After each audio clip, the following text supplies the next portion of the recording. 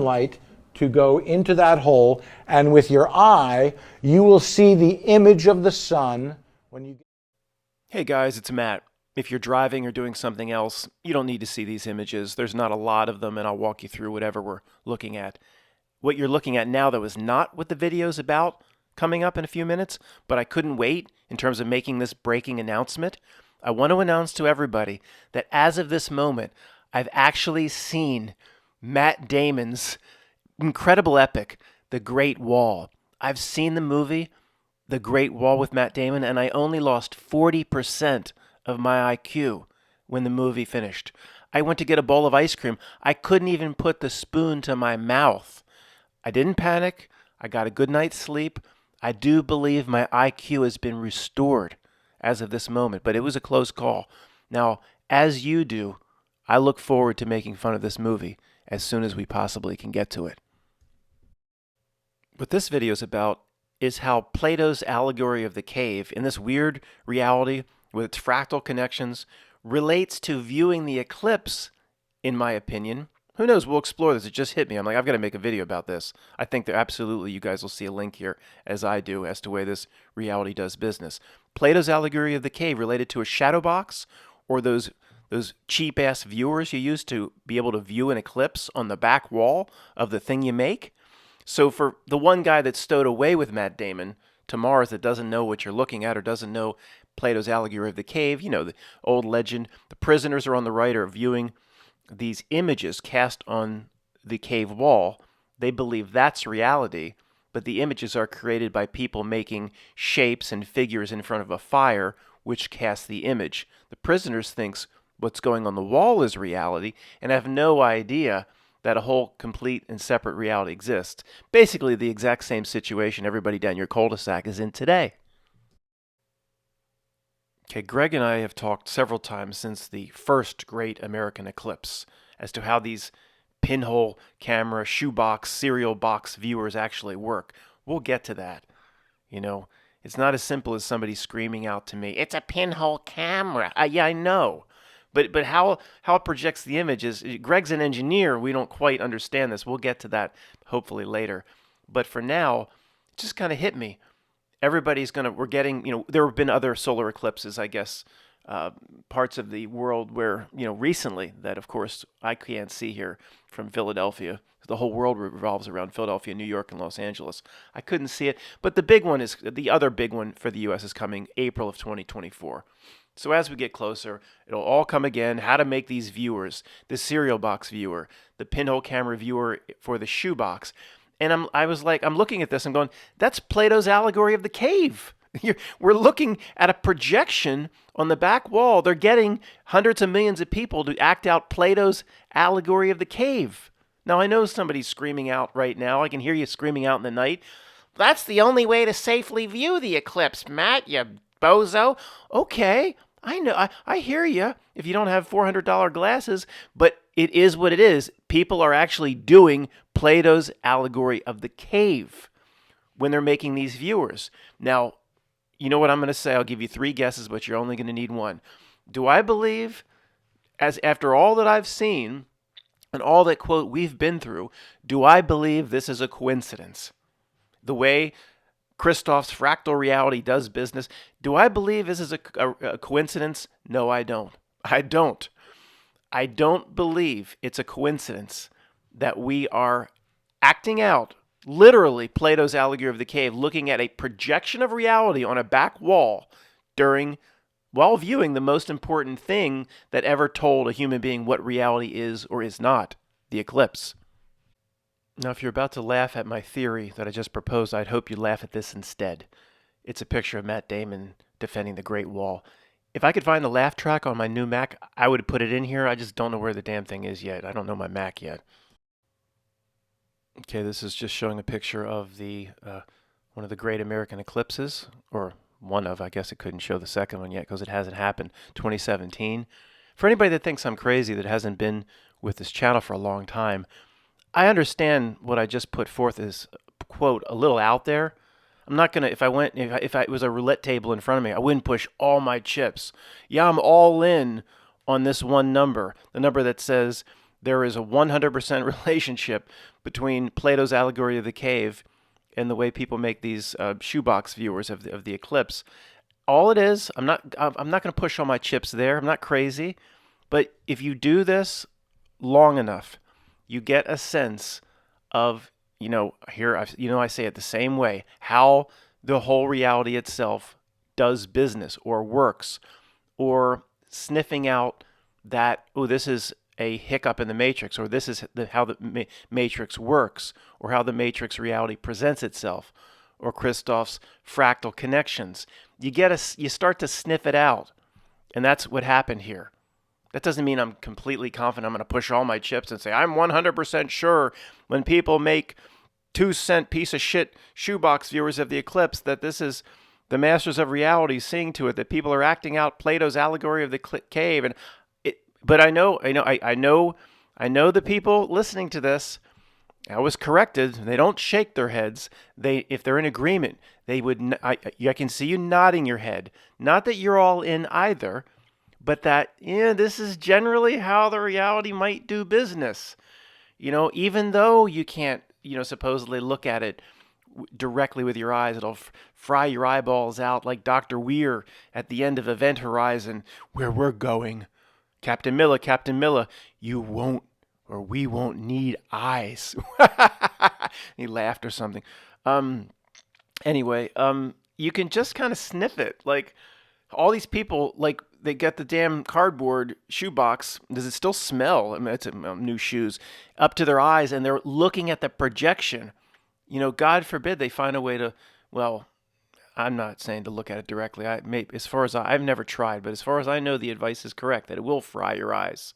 So, but it just doesn't seem to be a coincidence, because see, the eclipse here is the most important symbol that reality has ever put forth to tell a human being, what the heck's going on. Again, guys, if you're driving, I'm just showing these eclipse images. This one shows, the map, one eclipse, the one in 2024, the line goes up, and the one in 2017 came down. It forms that X, marks the spot over, what is that, someplace in Ohio or something that's going to get totality for both eclipses. X marks the spot over the United States. Crisscross will make you jump, crisscross the map of the eclipses over the United States. A daddy Mac will make you jump. What is he saying? Are you saying crisscross the little rappers from the late 80s was some sort of musical allusion to the great American eclipses that would be roughly 30 years later, where they're going to try to fake or manufacture an artificial tribulation? Oh, I'm not going to go there. I'm not going to go there, even though crisscross will make you jump. I'm not going to go there, but they did have their pants and stuff on backwards, which to me is like a sign of the inversion. But I'm not, if I went there like 100%, you should turn this off. I don't think so. But, the pants on backwards, I don't know. There's something a little strange about that. It's wiggity whack. But anyway, guys, the ancient man and woman had it right. See, the eclipse came while they were in the field, and everything got dark, and the crickets started chirping, and they attributed it to what they should attribute it to. Signs, wonders, something from God, from their gods, something that reminds man and woman that this place isn't very real. There's a whole lot more going on. And of course, it's completely natural to assign it to gods and goddesses. And so, but of course, that gets man thinking about spiritual self, and gets man and woman thinking about big things. And science and the minions of science and the minions of this reality and the not milk and the screen, they can't have that. They can't have that. They can't have people thinking that they're actually, a part of them is not here. Of course, everything that's important to a human being, of course, according to the not milk minions, everything you ever are is, of course, of this world. You must root to it and attach to it. So science then has to come up with a really great explanation for such a sign and wonder. Oh, you guys, it's just a rock. It's like a big cat litter box, the moon, that guys landed on in '69. One was a buzzed cauldron. empty six-pack of Blaps Blue Ribbon when the eagle has landed. It's just a rock that goes and flies in front of a big burning thing. Oh, I know they just happen to look the exact same size. But didn't you know? Andy, don't you know that, Andy? Everybody's innocent in here. Didn't you know? One is 400 times bigger than the other, and one's 400 times closer. So from your perspective, they look the same size. Oh, I see. Is that what it is? But if that was the case, per all the bits of matter that were spit out of the Big Bang, as Stephen Hawking describes it to us, per trajectory, telemetry, gravity, the chances of this object combining with this object, it's 1 in trillions that would be able to happen. Not 1 in 10, 1 in trillions. Let's just be conservative, 1 in a trillion. That's conservative. That the moon just happens to fit exactly over the sun, like 2 milled quarters, and one being like a big rock and one being a burning thing. Okay, I don't buy 1 in trillions. We've been over this, but this is the most fun exercise in the world. I don't buy 1 in a trillion. Do you? The people that turn on David Muir, the plastic man who just oiled up his hair again, they buy it. 1 in a trillion. But they wouldn't buy my favorite example. I'm going to do it again.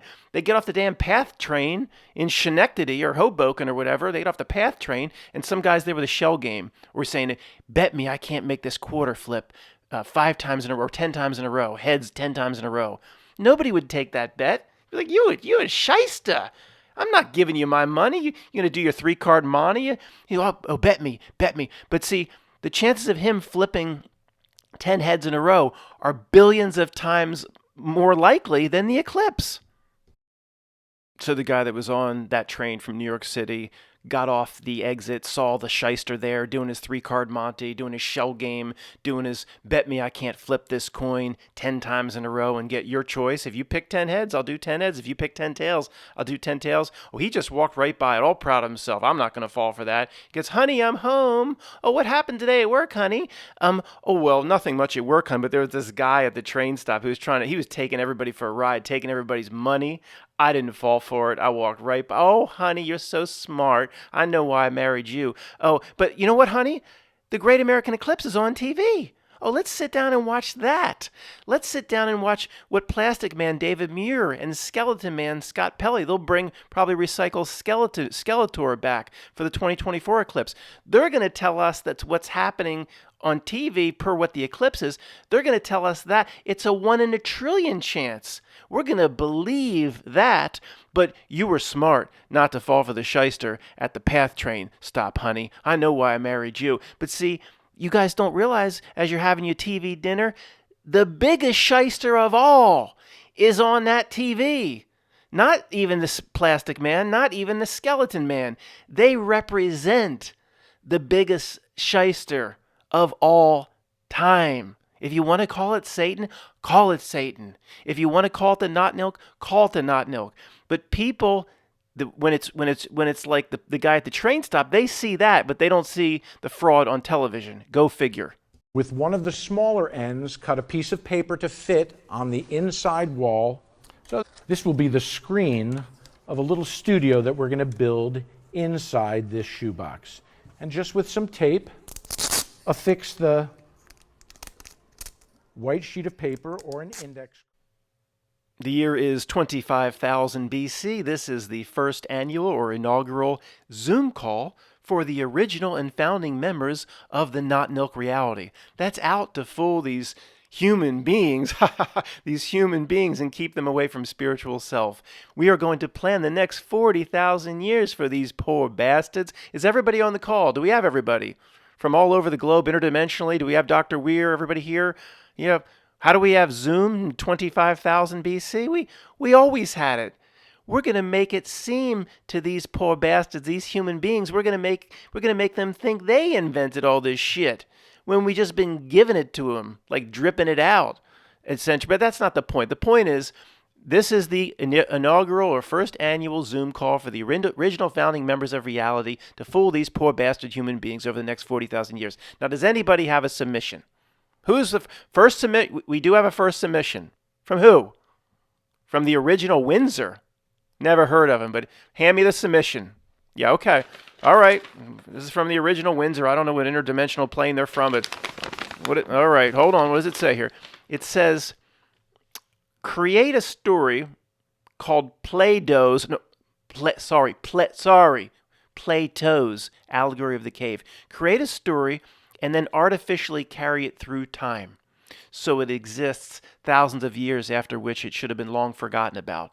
Then, when this original sign and wonder that we have to insert into the reality so people can kind of get a sense that the reality isn't very real, the initial and the ultimate sign and wonder, this eclipse that it's now structured and rendered, and we have seen tests of it. It will work great when we actually put it into their fake plane of existence. We're going to tie Plato's Allegory of the Cave to the observation of these human beings to the ultimate sign and wonder of their plane of existence by them acting out Plato's Allegory of the Cave, acting it out by viewing the ultimate sign and wonder through a piece of shit cardboard box that they construct with a pinhole that will actually have them acting out a story that we artificially carry through time. Incredible. Who are these Windsors? You know what?